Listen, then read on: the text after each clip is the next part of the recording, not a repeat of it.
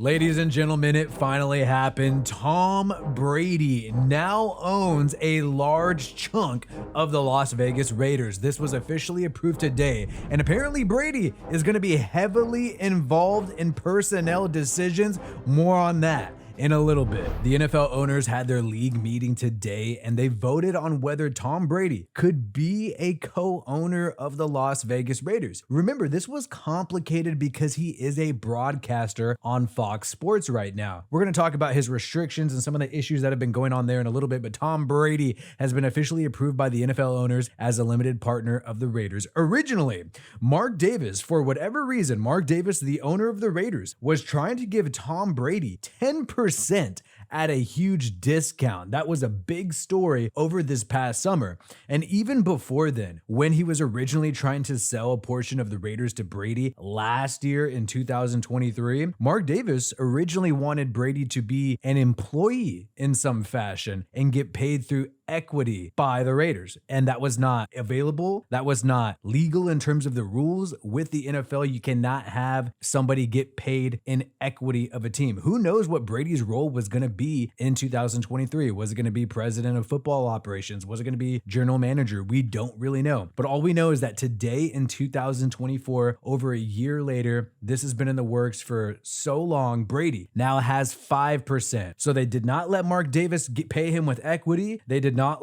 let Mark Davis give him a discount. A lot of the owners were pissed that Mark Davis wanted to give him a discount because that would essentially devalue all of the NFL franchises. So 10%, Brady gets 5%. He has a partner. We're not exactly sure who his partner is, who gets the other percent, but this means that Tom Brady's playing career is over. We're no longer going to have to hear all of these rumors that, oh, is Brady going to come and step in and save this team? Is he going to make a playoff push for the Miami Dolphins? Because remember, he was almost a Miami Dolphin and was supposed to get paid in equity with them and Stephen Ross. There was that whole disaster that did not end up happening, and actually the Miami Dolphins got popped with tampering. But no, all that's put to rest. You can't pay a player or anybody on the staff in equity, and Brady is now officially a minority owner of not only the Raiders, but also the Las Vegas Aces, the WNBA team that is also owned by Mark Davis. And Mark Davis just seems to love this guy. We actually have not been able to figure out why Mark Davis loves Tom Brady so much, but he originally tried to get him as quarterback for the Raiders in 2020. John Gruden blocked it. That was a popular story back then that we found out was true in 2022 due to Dana White admitting that it was true. And now he's been trying to give him a discount to the team, trying to sell a portion of his team. And that's the thing about Mark Davis. And this is why this is actually a huge story and very important, is because Mark Davis has never really been that into football from what we know. Al Davis, his dad, was basically the GM, ran the entire team. And it seems like that kind of football interest skipped a gene. It was really not Mark Davis's forte. And that is why ever since Mark Davis has taken over the team since 2011, 2012-ish, he has tried to bring in people to run the entire team for him, to run the football side of it for him. You had him bring in Reggie McKenzie as the general manager who had a lot of power in 2012. And then in 2018, he brought in John Gruden and essentially let John Gruden not only be the head coach, but also kind of the GM. John Gruden was able to get his own hand-picked GM, Mike Mayock, who had no experience as a general manager and was just a broadcaster. Basically meant that John Gruden was going to make a majority of the decisions, but he technically had a GM in name. And then after John Gruden was forced out by allegedly selectively leaked emails by Roger Goodell and the NFL, Mark Davis grabbed Josh McDaniels, and he gave Josh McDaniels, we now have found out, a fat contract. By the way, Josh McDaniels, big friend of Tom Brady. They worked together for several years in New England. Did Brady have an impact on Josh McDaniels being fired? That's an interesting thing. But when Josh McDaniels was brought in, he had his friend as a general manager, Dave Ziegler. So it was similar to John Gruden, where Josh McDaniels was basically the de facto GM and basically ran the team for the Raiders. So we have 3 times since Mark Davis has taken over since 2012 where he's tried to give somebody else the keys. He's tried to get somebody else to run this team for him. He has admitted, I'm not like my dad, Al Davis. I'm not really into this. I'm not,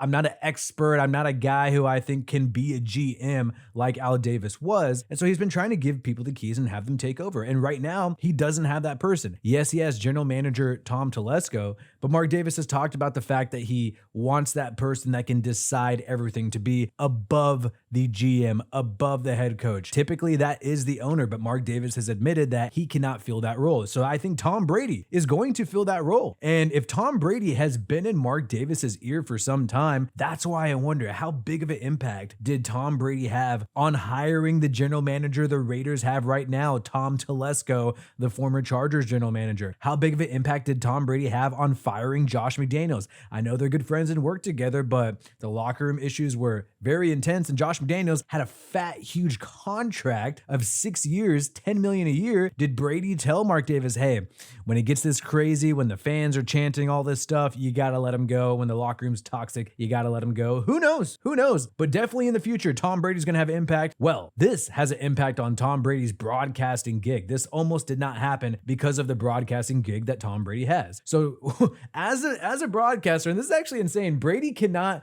go into another team's facility. And that's huge. I mean, if you're familiar with what these broadcasters do, they go travel, interview the players, interview coaches, go to both teams' facilities. They are in on some of the meetings at times. It's actually really intense, so they can give good analysis during the game. So he cannot witness a practice. He cannot go to a team's inside a facility at all, any other team, and he cannot attend broadcast production meetings either in person or virtually, and he's prohibited from publicly criticizing game officials and other clubs. So this is part of the reason why Tom Brady is insanely boring as a broadcaster, because he literally can't say anything. He can't criticize an officiating call, and he can't even criticize another team. That is absolutely insane, and that is why the dude's lips are zipped most of the time as a broadcaster. Obviously, he can't gamble on games, and he can't tamper. So Brady's going to be traveling with his little microphone, broadcasting and doing play-by-play and analysis for these games and doing color commentary. He cannot, after the game, talk to another player and say, hey, you want to join the Raiders? He can get popped. He can get in big trouble. So Brady's going to have to be careful,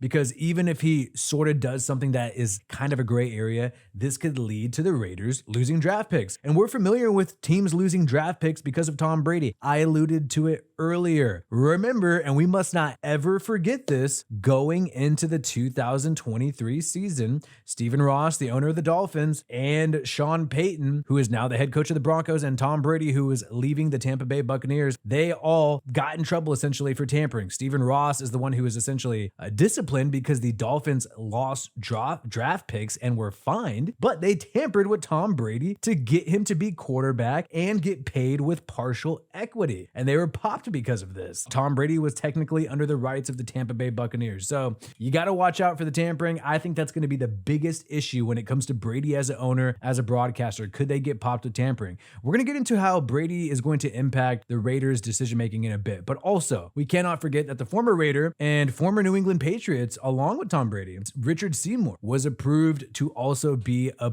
co-owner of the Raiders. He's only getting 0.5%. It's really not that much, but that's great for him to see a former player be able to get involved with a team like that after retiring. And he said he's humbled and honored to become an NFL owner. And apparently this has been in the works for a long time. Richard Seymour actually sat in on some of the interviews for hiring general manager and hiring a head coach this past offseason. So Richard Seymour, part of the mold, but clearly Tom Brady, a much larger percent than 0.5%, a whopping 5%, with an additional 5 coming from his partner, whoever that is. Tom Brady technically has his paws on 10% here. By the way, I want to add that this was unanimously approved. All the owners voted A-OK on this, which I thought was a little trippy because of him being a Fox broadcaster, everybody said, oh, they might not approve it. Things are going to maybe go downhill. Well, things hopefully will go uphill with the Raiders. I don't know. Like, personally, I'm not really on a superficial level, and I will admit it's superficial. I do not like the idea of Tom Brady literally owning the Raiders, because ever since the Tuck rule, he did own the Raiders on the football field. And I've always hated how Tom Brady's been a golden boy. This era, we have Patrick Mahomes as the golden boy who gets all the beneficial calls from the refs. The NFL wants him to succeed. And Tom Brady was the golden boy in that era from 2001 to 2018 with the New England Patriots, 2019 actually, where he was the golden boy and he got all the beneficial calls. I feel like he's overrated as a quarterback, yet I think his team was very dynamic and the officiating and all that was slanted in their favor. Plus, there was the Spygate, the cheating scandal and all that, and you can't convince me that Tom Brady wasn't aware of what was going on there with the New England Patriots. By the way, Josh McDaniels is part of Spygate too, brought that over to the Denver Broncos. Unfortunately, he couldn't do it with the Raiders or else they would have won more games. So I never liked Tom Brady. I don't like the idea of him owning the Raiders. However, Mark Davis has not done a great job as an owner. I actually think things were on the up and up with John Gruden running the football operation until the NFL forced him out by allegedly selectively leaking his emails. But this is what we're stuck with. We got to hope as a Raiders fan that Tom Brady figures this out, because he is going to have a prominent voice in the Raiders football operations. Like I mentioned at the top of this video, he was supposed to be employed by the Raiders and get paid by equity until that was not approved. So this was right before he was approved as an owner when they were talking about that. But this guy's going to be involved. The Raiders are going to choose a new quarterback soon, and maybe even a new head coach, because Antonio Pierce right now is only on a 2-year deal by all accounts, according to The Athletic, this year and next year. So the Raiders are going to have to be making some big changes. They just traded away Devontae Adams. They are clicking the reset button. That's just how it's going to go. And we're going to see what can Tom Brady do. And that's the beneficial part of him being a golden boy by the NFL, of all 32 owners approving this, of Tom Brady always getting what he wants. He is able to be a broadcaster and a co-owner of a team. I don't know how he's even allowed to do that, but he always gets what he wants. And maybe the referees will give some beneficial officiating to the Raiders with Brady as ownership. Maybe things will turn around. I mean, look, I just want the Raiders to win again. I don't just win, baby, just rig, baby. If Tom Brady helps the refs rig it for the Raiders, just rig, baby, let's do it. But Raiders are likely they're clicking the reset button. And after the trade for Devontae Adams, the Raiders have 8 total draft picks in 2025 and some possible comp picks coming.